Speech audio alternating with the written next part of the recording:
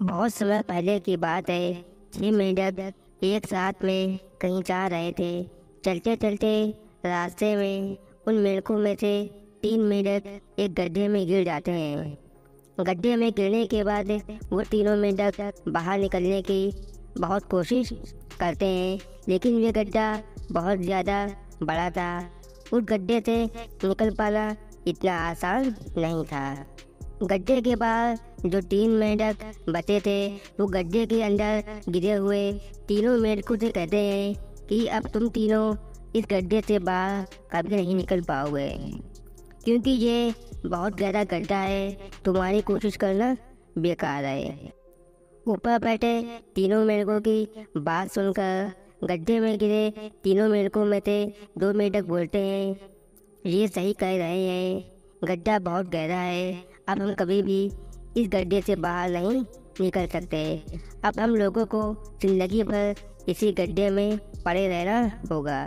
और वो दोनों थोड़ी सी कोशिश करने के बाद में हार कर बैठ जाते हैं। लेकिन उनमें से एक मेंढक अभी भी अपनी कोशिश करता जा रहा था। तभी ऊपर बैठे तीनों मेंढक उस मेंढक से कहते हैं, क्या तुमने सुना नहीं, इस गड्ढे से तुम अब कभी भी बाहर नहीं निकल सकते। बेकार की कोशिश मत करो। ऊपर बैठे तीनों मेंढक बोलते रहे, लेकिन इस मेंढक पर उनके बोलने का कोई भी असर नहीं पड़ा और वो अपनी कोशिश करता रहा और कोशिश करते करते वो गड्ढे से बाहर निकल गया। अब सारे मेंढक उसको आश्चर्य से देख रहे थे कि ये बाहर कैसे निकल गया। असल में उस मेंढक को गड्ढे से बाहर निकलने की वजह ये थी कि वे मेंढक बहरा था। उसने ऊपर बैठे तीनों मेंढकों की बात नहीं सुनी।